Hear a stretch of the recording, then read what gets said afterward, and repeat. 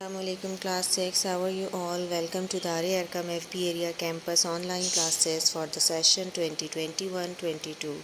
Class 6. This is your social studies class and today we are going to read the remaining chapter Muslims in South Asia part 1. The Ghurid dynasty. They were Central Asian Turk after the death of Sultan Mahmud Turk captured Ghazni in 1173 and laid the foundation of Ghurid Empire.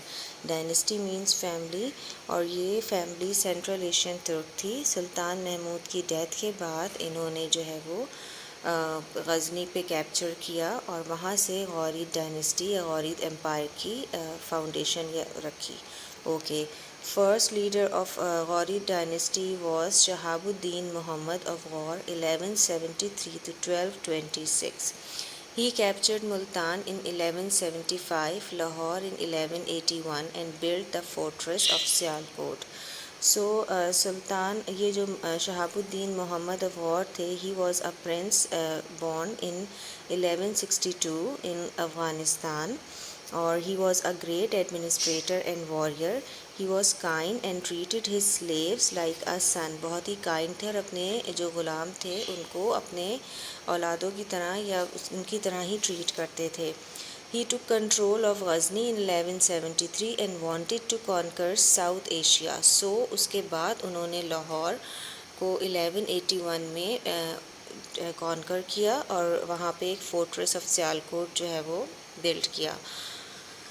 He captured and killed Prithviraj Chauhan in Ghazni.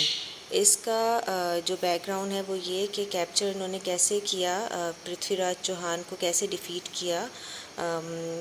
There were Hindu Rajput kingdom eastward और इसके बाद he got defeated by the Hindu Rajput kings of Delhi and Ajmer Prithviraj Chauhan in 1191 में इन्होंने उनसे जो है वो पृथ्वीराज ने इनको हराया था, डिफीट किया था। But he didn't lose hope and once again attack the Hindu Rajputs at Tarain in 1192 and was successful. मगर इन्होंने होप लूज़ नहीं की और अगेन वहाँ अटैक किया। The next dynasty is the slave dynasty. Slaves means हैं आपके ग़ुलाम, स्लेव को कहते हैं। उसके बाद आपकी स्लेव डायनेस्टी स्टार्ट होती है जिनके फर्स्ट लीडर हैं कुतुबुद्दीन ऐबक। 1206 to 1210 इनका एरा है। Sultan Mahmud Ghor had no child. A Turk slave Qutubuddin Aibak became his successor. He was the founder of slave dynasty. He was known for his justice. He died in 1210. So these are the main points about Qutubuddin Aibak. इसको मैं थोड़ा और explain कर दूँ as our first point कि सुल्तान महमूद का कोई अपना मतलब उनके कोई चाइल्ड या उनके बच्चे नहीं थे। So Sultan Mahmud of Ghor purchased Qutbuddin Aibak from Nishapur. With his extraordinary skills, he achieved the rank of a commander and became the trusted slave of Sultan. He was the founder of the slave dynasty. Even Hindus, he was known for his justice, so even Hindus were treated better than before. All the taxes on Hindus were abolished with his attack on Gujarat and Bandelkhand.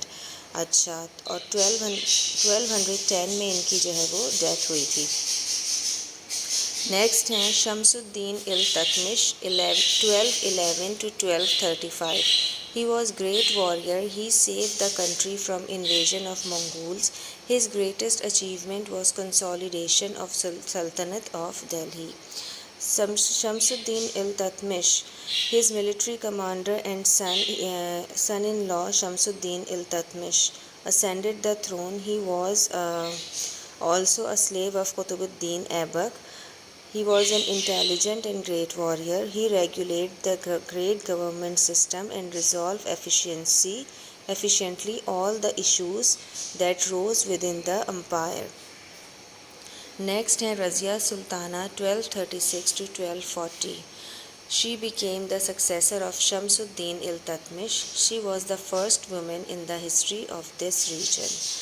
She was highly educated and courageous lady. She was trained in shooting, swordsmanship, and horse riding. She faced many challenges and conspiracies which she could not address properly. तो इसकी वजह से इनको जो है वो ये जो है वो बहुत ज़्यादा अरसे तक सुल्ताना नहीं रह सकी और इनके पास से थ्रोन चला गया। नेक्स्ट हैं नसीरुद्दीन महमूद 1246 to 1226.